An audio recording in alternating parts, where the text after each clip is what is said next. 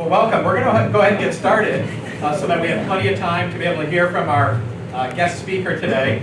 My name is Rich Powell, and I'm the director of the Cohen Institute for Leadership and Public Service here at the University of Maine, and also professor of political science. Briefly, the mission of the Cohen Institute is to train future leaders to be ethical, visionary, innovative, civil, and thoughtful in the service of Maine, the United States, and the world. We emphasize bringing together academic experts and civic leaders from diverse political backgrounds to forge informed consensus on a wide range of contemporary challenges. Today's speaker has a lifetime of public service devoted to these exact same values. As part of the Cohen Institute's Distinguished Speaker Series, we are thrilled to welcome David Lamb for what promises to be an interesting and entertaining talk. Just a brief word about Mr. Lamb, so you can have some context for his remarks today. Born and raised in Boston, David graduated from the University of Maine class of 1962. His travels as a journalist and author have taken him to more than, get ready for this, 185 countries. And that's got to be, there must be a handful of people in the world who can say that. Must be close, right? And to all 7 continents. He's covered the Vietnam War, the Iranian Revolution, the overthrow of Idi Amin in Uganda, the Israeli invasion of Lebanon, the African famine, the Rwanda massacres, the Persian Gulf War, the popular uprising in Indonesia in 1998, the anarchy in East Timor in 1999, the war on terror in Afghanistan and Iraq, and many of the other major stories of the last 3 decades. I hadn't thought it sounds like I'm introducing Forrest Gump. He's been everywhere in terms of the world's major events over the last several decades. During a career with the Los Angeles Times that spanned 34 years, his reporting was nominated 8 times for a Pulitzer Prize. He is considered the only Vietnam War correspondent to both cover the war and live in Hanoi during peacetime, which he did for a 4-year post as head of the Times Peacetime Indochina Bureau. His work has appeared in numerous publications, from National Geographic to Sports Illustrated. He's been a Nieman Fellow at Harvard, an Alicia Patterson Fellow, and writer-in-residence at the University of Southern California. He's the author of 6 books on subjects as diverse as Africa and minor league baseball. We were just talking about one of his books from a bike trip that he made across the United States in 59 days? 59 days. So lots of interesting stories. His most recent book is Vietnam Now, A Reporter Returns. He's a member of the Maine Newspaper Hall of Fame. Please join me in extending a very warm welcome home to fellow Black Bear, David Lamb. Thank you.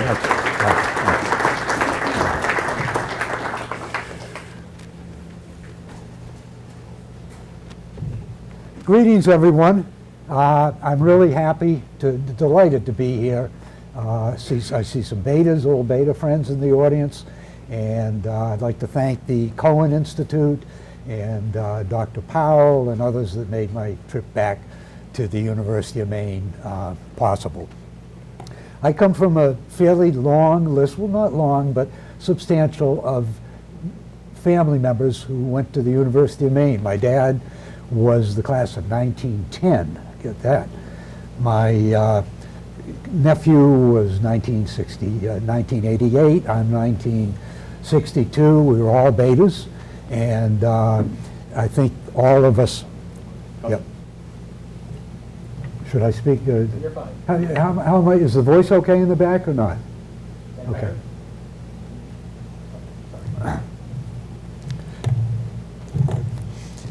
Now I want to. A little bit too much. I want to be a straight shooter with you all, and I don't want to give you any impressions that I was an ideal student during my college days. I see the betas laughing right now.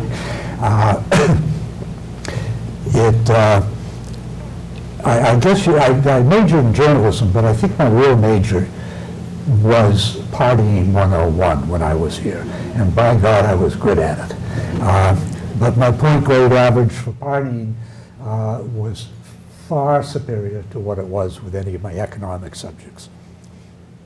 I think the university somehow, I can't tell you why or how, but somehow it provided me the platform that would make me curious about the world, that made me want to go out and see things in the world beyond my own little corner of it that belonged to me. I don't know about you, but when I pick up the morning newspaper or listen to NPR on the radio, and you hear what's going on in the world, in the Middle East and Africa and wherever, my reaction usually is, my God, the world has gone to hell. I counted up 10 wars that are going on from Africa to the Middle East. All of them have claimed more than 1,000 dead. According to the bloodiest going on now by far is Syria, where the civil war broke out 4 years ago, and the UN says the death toll is up to around 200,000. Acts of instability and acts of terrorism and armed conflict have wrecked tourist industries from Egypt, Thailand, Tunisia, and other countries whose economies are heavily dependent on money spent by foreigners who no longer come to these countries.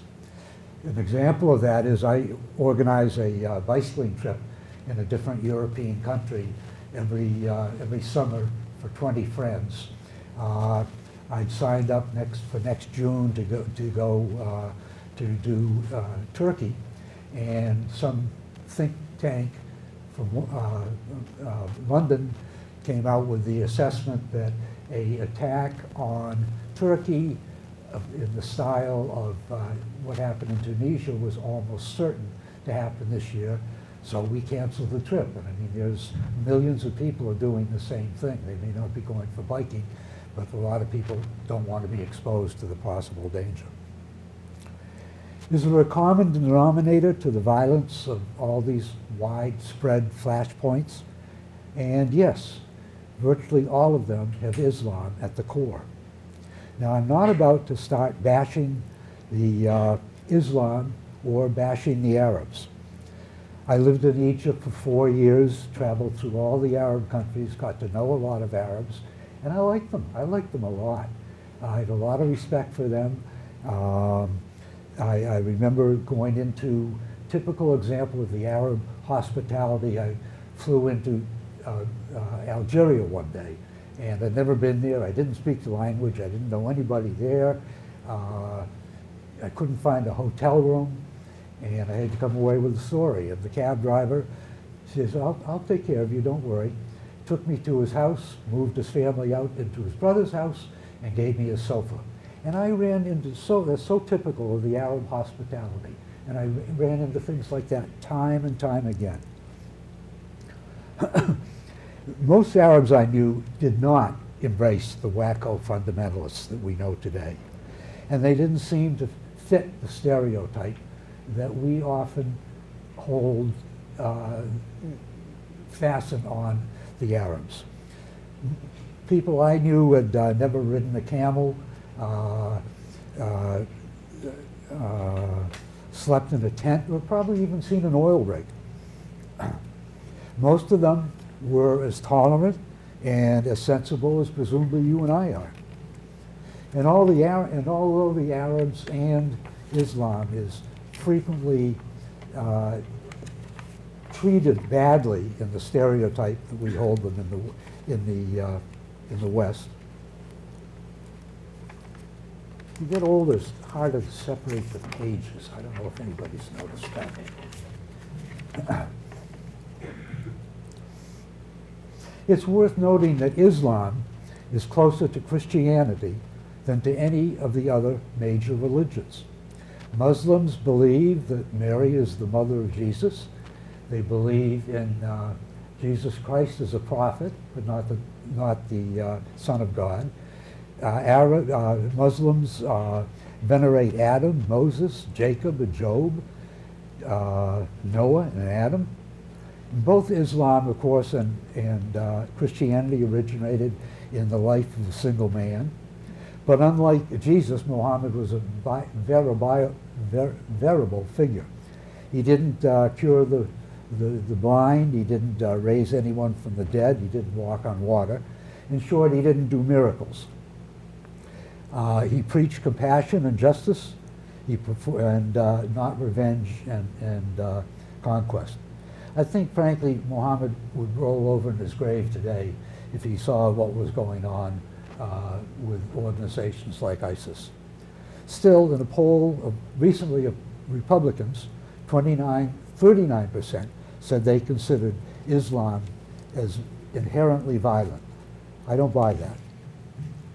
So how do we account for the savagery of the organizations like ISIS, who have hijacked a religion of 1.6 billion people and whose despicable actions are clearly anti-Islamic?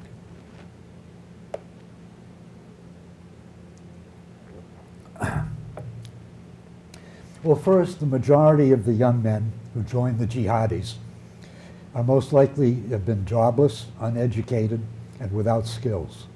They probably have never had a date or held a girl's hand because of the strict segregation of the sexes in the Arab world. Essentially disenchanted with their lives, they are susceptible to being propagandized by radicalized imams and by fundamentalist schools known as madrasas. And when an imam tells these young people that when they die and go to heaven, 77 virgins await each of them there, which the Quran says, and that martyrdom is the quickest way to get to heaven, as the Quran says, that for many, death becomes a viable option for living. How sad. The idea that life would be better and purer if the calendar were turned back to the days of Muhammad in the 6th century does not seem ridiculous to them at all. You may have wondered why there's so much hostility between the Sunnis and the Shiites. Over the centuries, it's led to many wars. The answer is deceptively simple. It was a matter of ancient leadership. When Muhammad died in 632, the Muslim majority supported Muhammad's pal, Abu Bakr, as the prophet's successor. They were the Sunnis, and they are the largest sect and considered the orthodox form of Islam. A minority of Muslims, the Shiites, believe succession should be based on bloodlines, and they believe that it should have been Muhammad's cousin Ali that became the caliph. This seems like a pretty trivial disagreement to go to war over. But before we condemn the Muslims for religious extremism, let us not forget what the Protestants and the Catholics did to them to each other in the Dark Ages.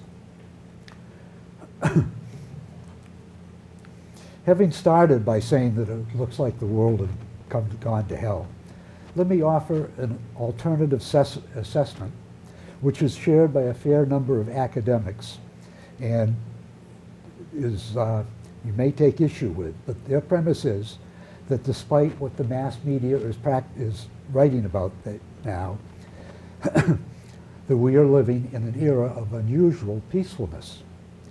What evidence do they use? Well, these are kind of strange numbers, but there are historians that keep track of such stuff.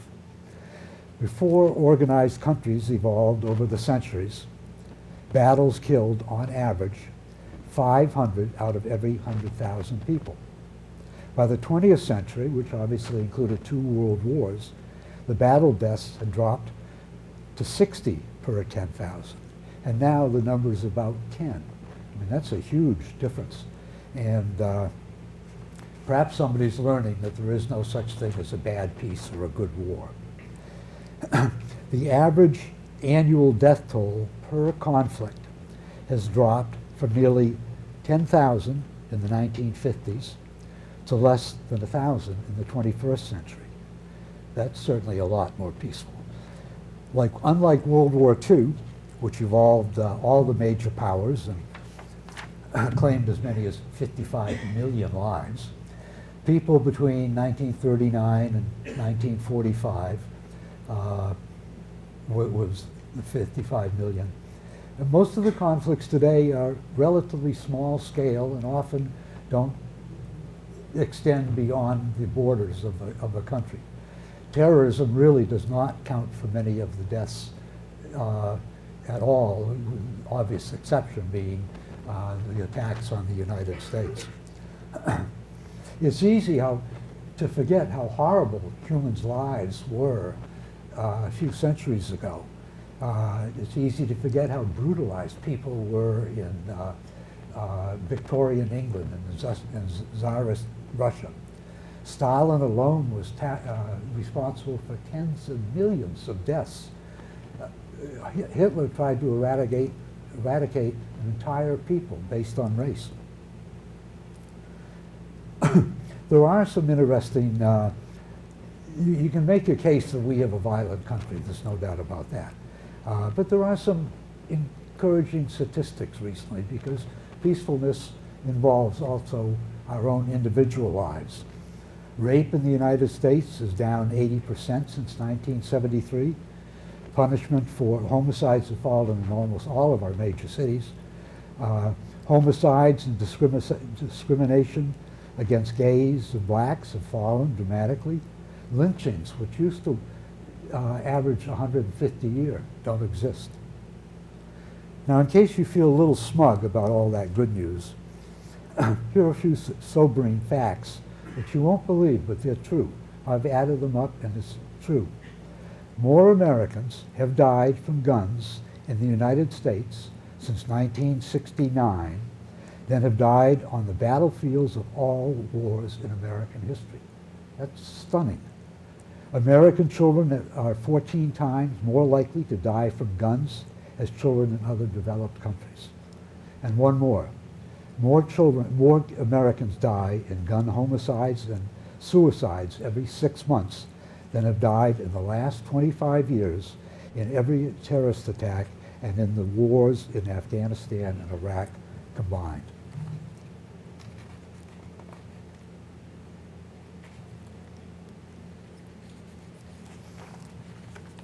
So let's take a breather and get away from guns and the Middle East for a while and move on to Asia, where my life as a foreign correspondent began.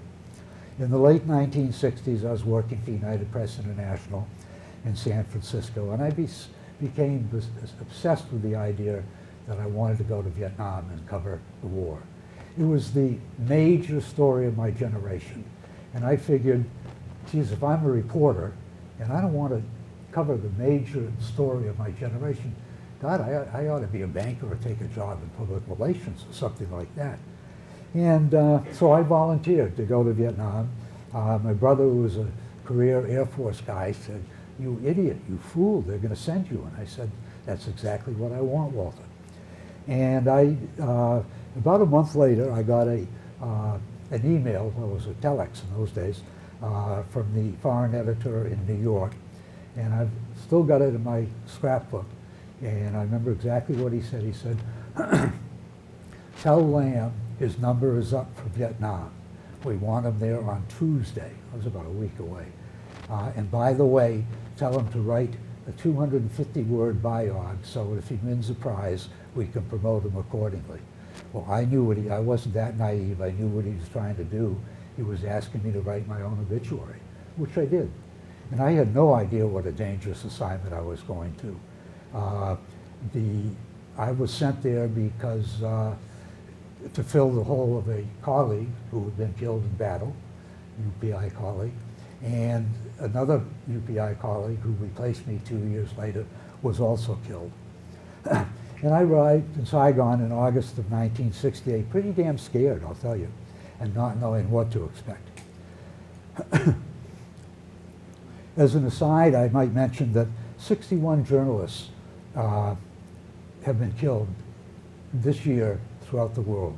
And that's a high, that makes it one of the most dangerous professions that there is. Another 232 are behind bars, all because they were doing their job.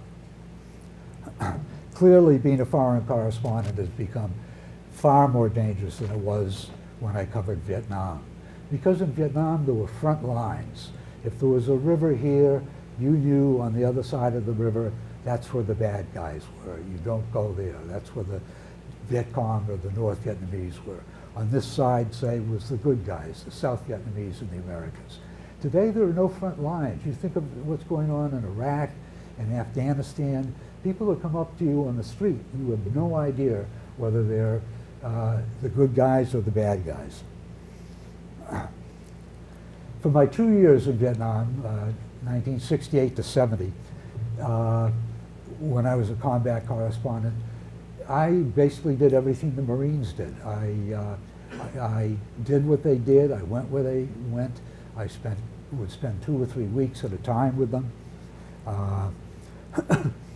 I guess my contribution to the war, if I had one, was that I named the famous battle, I gave it the name Hamburger Hill.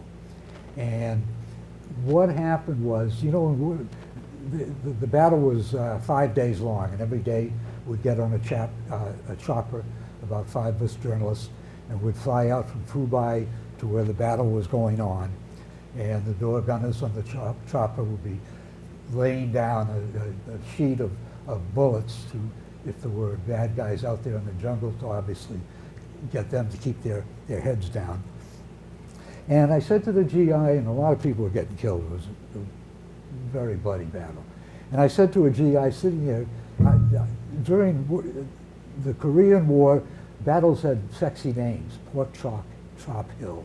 Same during World War II, the Battle of the Bulge. And I was looking for some sexy angle that I could stick in my story to get some attention. It's called journalistic hype.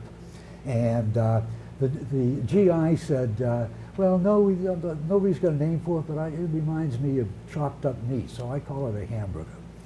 And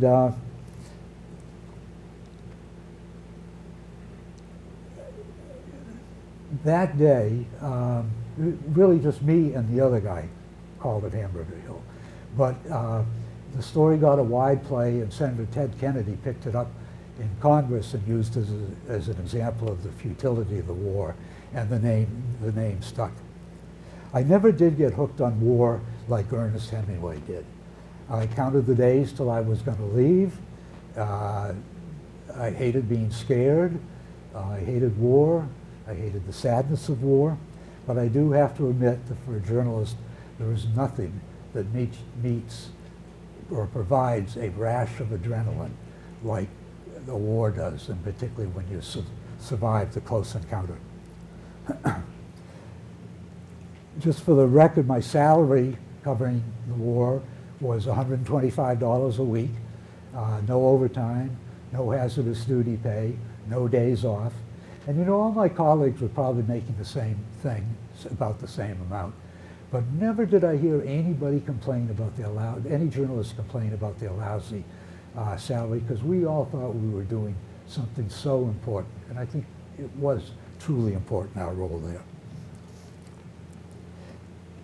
In hindsight, I realized how shamefully little I knew about Vietnam when I moved there to cover the war. I was largely ignorant of the country's history, its culture, its language, and I had Vietnamese acquaintances, but I didn't have any Vietnamese friends. I'm not even sure I was particularly nuts about the Vietnamese. I joined lonely GIs singing I Left My Heart in San Francisco and Danny Boy on lonely fire support bases over a few beers, bases that had been chopped out of the jungle. But I never read a line of Vietnamese poetry or wondered what song the Vietnamese sang when they were melancholy. I left that Vietnam and the war without a shred of remorse and didn't care if I ever saw that wretched war-torn country again. And I got on with my life. But Vietnam fell off my radar screen, and I went to work for the LA Times in its Washington bureau.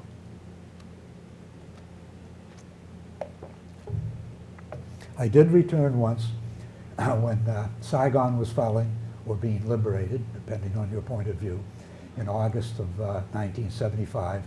The LA Times sent me back to cover to cover the Saigon's final month. And the tension in Saigon was electric. I mean, people were starting to panic. There were 11 Vietnamese divisions had surrounded the city. And I was staying in a cheesy hotel on Windway Street. I had a big map of the Saigon area, and I had a pin for each of the divisions, 11 of them, North Vietnamese. And each day I would move those pins closer and closer to Saigon.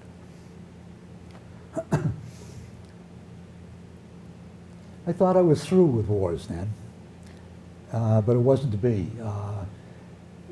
My editors, I guess because I got the reputation of being a guy who would never turn down an assignment, no matter how crazy it was, my editors started sending me all over the place.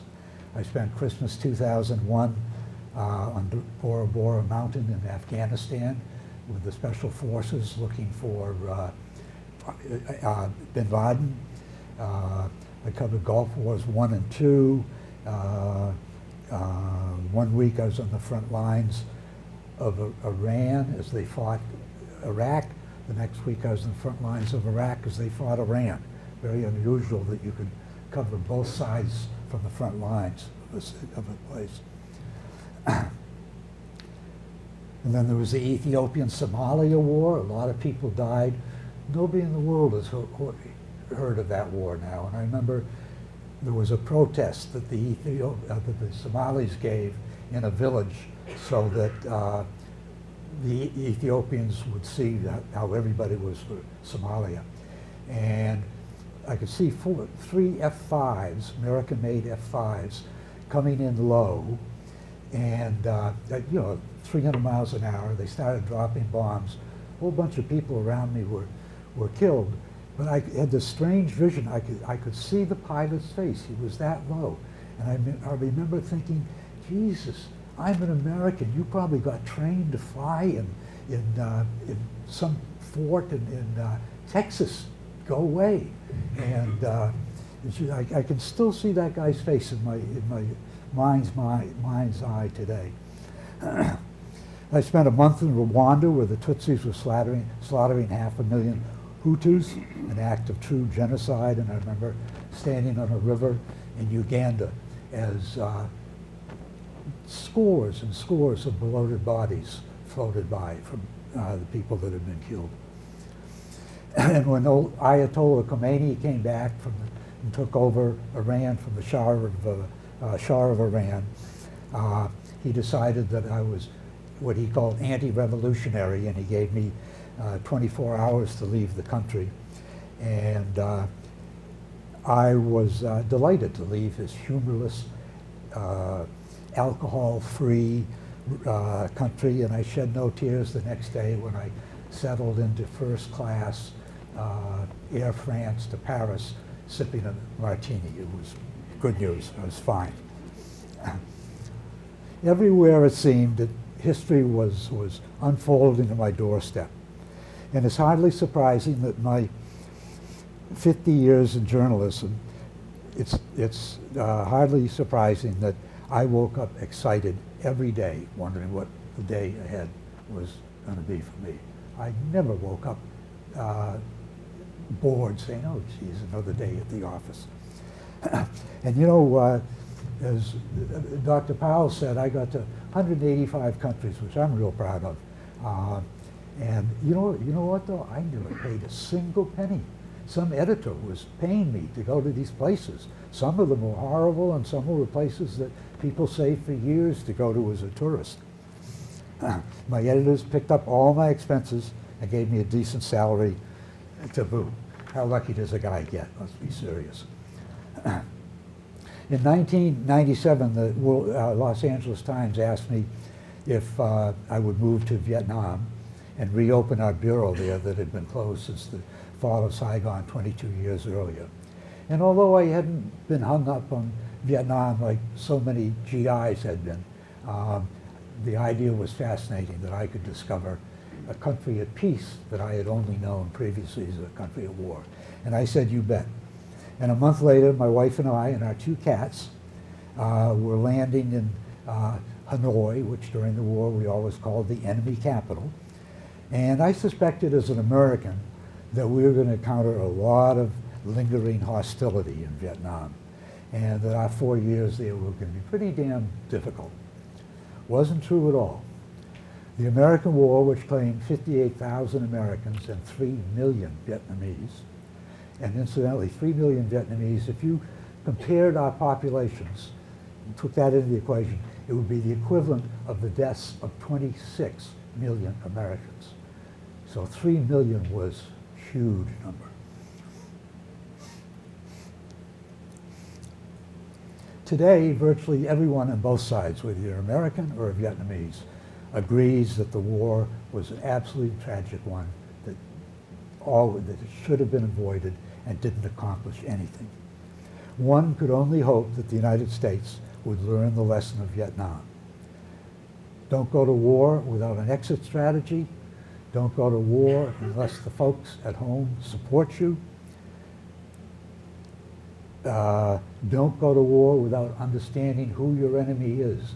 Its culture, its patience, its ability to suffer or accept suffering, and the depth of its patriotism. We knew nothing about the country or the people when we set in there to make war. Sadly, by 2003, we'd forgotten all those red flags. And certainly, President Bush's invasion of Iraq turned out to be one of the most disastrous decisions in American history.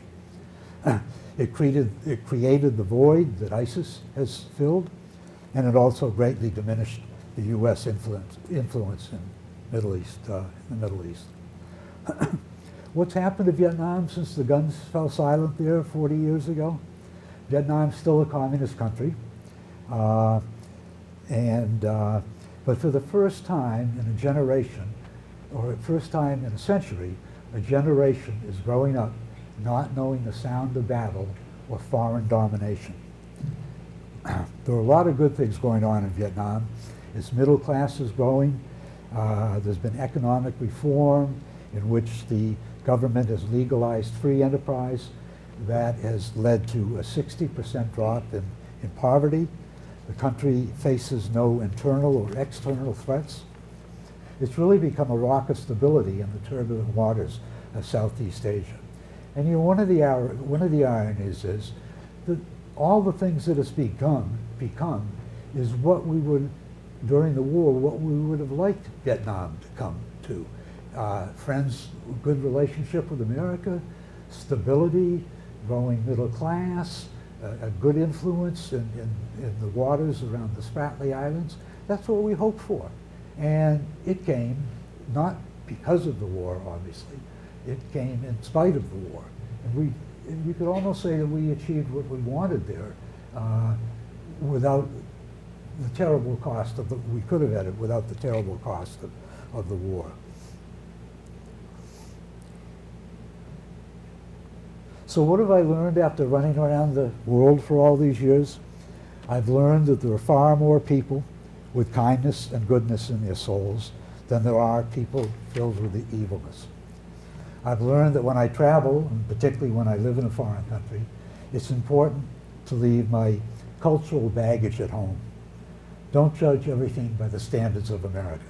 We don't get everything right, and there's plenty to learn from the cultures and values and aspirations of people in other less developed nations. And I'm reminded always, too, that journalism is an honorable profession, an important leg of democracy. On big stories, we're usually the first in and the last out. We miss Christmases with our families, we face dangers and get stuck in weird places because we believe what we're doing is really important and because we want to get the truth. Newspaper reporters unfortunately rank, along with members of Congress, near the bottom of polls asking respondents what professions they respect and trust. It's very obvious the public doesn't trust us, and they don't like journalists, and it's a shame. But we have many rewards, and one of the rewards of Vietnam was that Sandy and I could really make a difference. We lived in Africa for 8 years, and we had some beggar friends in the street, and we'd give them some coins. We didn't change their life there. But in Vietnam, I think we really saved some lives. I became particularly fond of the young street kids that sold postcards in Hanoi on the street and shined shoes. And Sandy and I sort of adopted, if you will, a whole bunch of them.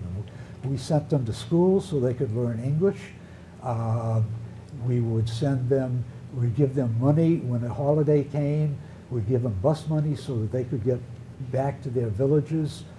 You know, I'd give them 20 bucks, and they thought it was like they hit the lottery. And that wasn't anything out of my pocket. And my friend, little Niup, could go to his village and celebrate with his family. Niup was this cute little kid. He was about 10 when I met him. He was really endearing. And he wrote me about, I guess I got an email from him about 6 months ago and saying he wanted to get a driver's license. And he thought that it would be a good skill for him to have.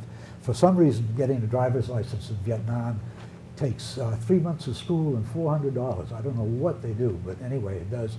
So I told Niup that if you do well in the first half, let me know, I'll pick up your second half. And I got an email from him that he had flying colors, and now Niup has his own cab, and he's driving a taxi. And this is a really big deal for him, and it's a pretty damn good job too.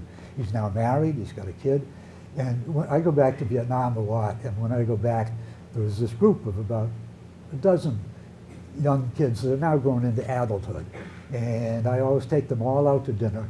And geez, one now is, he's the head of a TV station, 2 are working for the foreign embassy of the Vietnamese, a couple of successful business, and all these people, the Vietnamese are amazingly,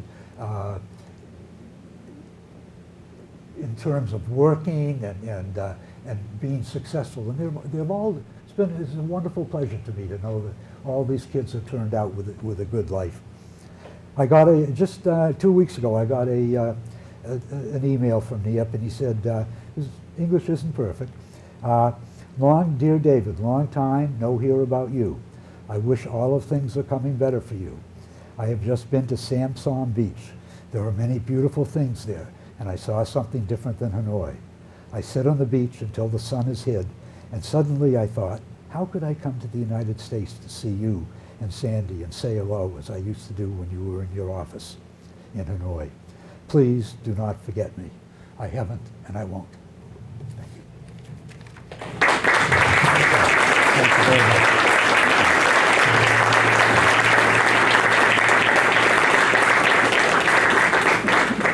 Thank you very much. And I'm delighted to see that. I don't usually draw big, believe me. This is great for me to see a full house. It's just wonderful. Just wonderful. What are we going to do, Rich? You got a chance for a few questions? Yeah, sure. Just don't make them too difficult. Give me a pass.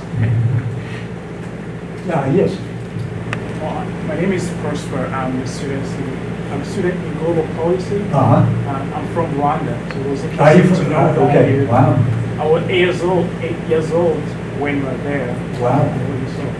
Well, anyway, I'd like to know what is common about the conflicts that you've covered.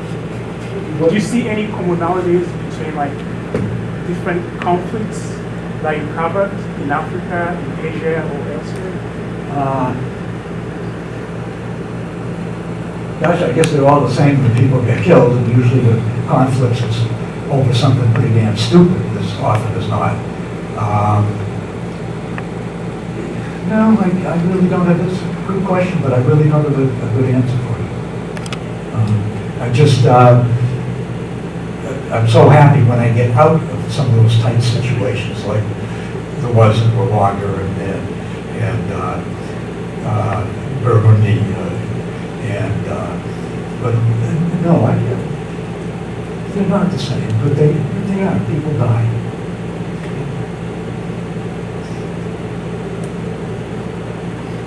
I see them way in the back.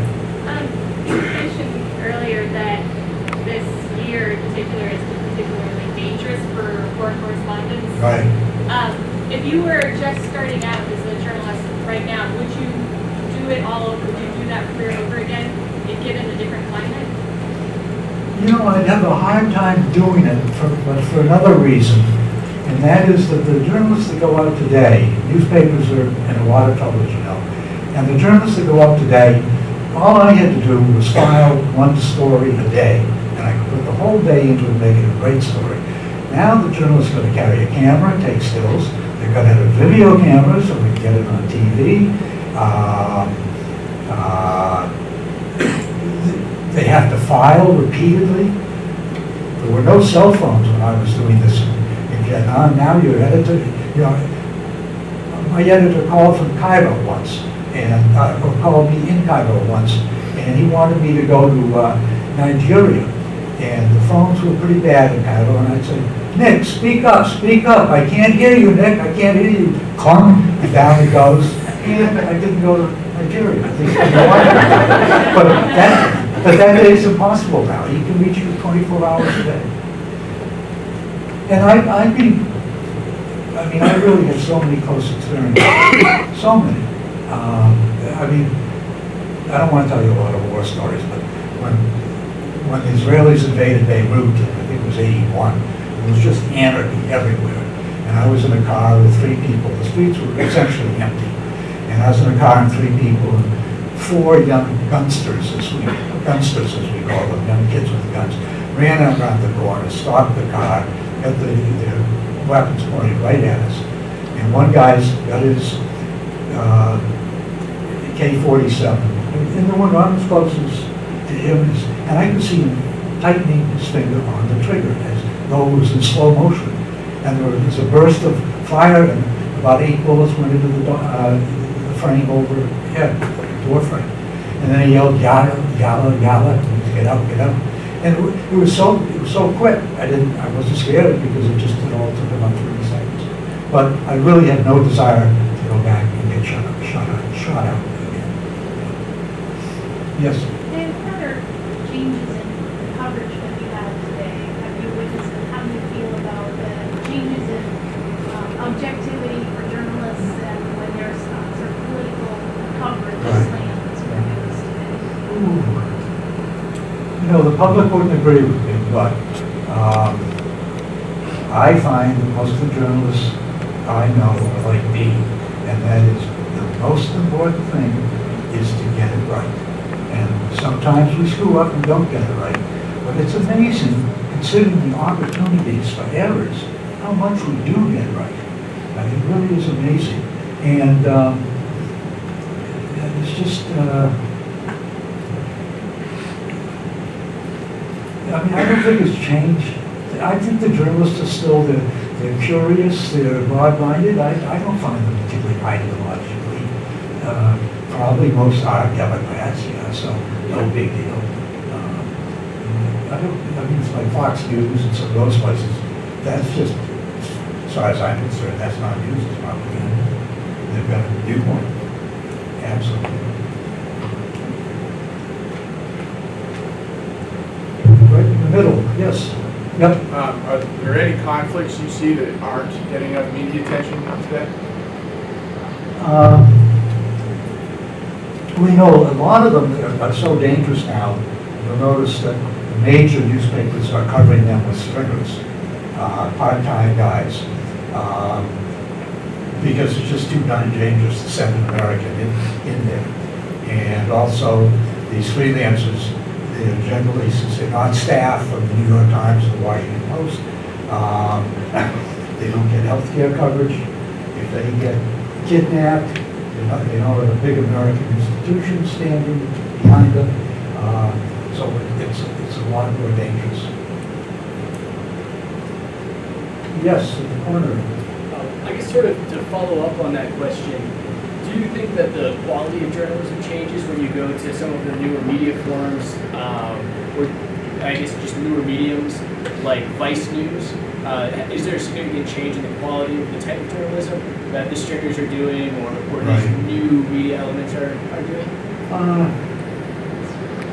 I think coverage is just as good as it hasn't gone up, I don't think it's gone down. I think it's amazing that, say, a great paper like the New York Times hasn't missed a step in terms of having great coverage every day, investigative pieces, what you're going on. But to go back to the question the other gentleman asked too, that we don't, that I replied, we don't have that many Americans there. So, you know, I don't know of any American covering Yemen, for instance. Maybe there are, but I just don't think there's anybody in Yemen. There's a foundation called the Polk Foundation, which is, they give a series of awards to young journalists. It's the most prestigious thing you can get in journalism after the Pulitzer Prize. And I happened to be at their annual conference or convention in New York about a month ago. And boy, if you think there's not great stuff going on with young journalists, this was aspiring. There were probably 25 prizes given out. About a third of the people that got them were women. Many of them were doing some really courageous stuff, like going into Syria on their own, very dangerous. And it was just really so encouraging to me to see that young journalists still care about journalism and doing great work and getting rewarded for it. Yes. Yep. Do you think we have a problem today with political correctness in the media and just in general? I think the whole country's got a problem with political correctness. It just crosses me, it really does. I love to be politically upright. Like, God, that be like this much. I don't think the media, I don't think it's particularly the media, I just think we're all hung up on political correctness. So give us a break, start swearing and raising hell. Come on. Yes. Dave, you mentioned that the unpopularity of journalists today, maybe that's a change over time. It is a change with many of our political institutions. So what do you think accounts for that decreasing popularity of the profession of journalism? And is there anything that journalists and news organizations can do to reverse that? Excuse me. I don't know when to turn. I really don't. No, I really strike out on that one. I apologize, but I really don't have a sensitivity for it. Do you think there's anything that journalists could do? Get it right, you don't get it. I mean, it's so elementary to me. My brother-in-law, who's very right-wing Republican, born-again Christian, and we were at dinner the other night, and he's a really nice guy, but we just don't talk politics because he's one side, not the other. And he said, you know, I'm proud that I only watch Fox News to get my news. And I said, Mike, do you realize how closed that makes your mind? You're only learning one aspect. You got so ticked off you wouldn't talk to me the rest of the night. And yes, anybody. The others? I really enjoyed being with you. Thank you so much. And I can't tell you what a kick it is to be back at the university campus. How many wonderful memories I have of the Beta House and my 4 years at the university. And I really thank you very much for all showing up. Appreciate it.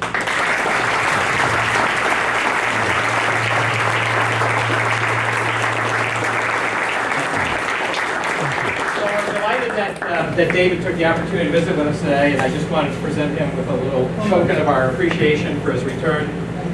We've had some colleagues here at the University of Maine who have produced a wonderfully beautiful historical atlas of the state of Maine, and also a cap to wear on that very full head of hair from the Cohen Institute. So thank you very much for joining us. Thank you. Okay. My pleasure.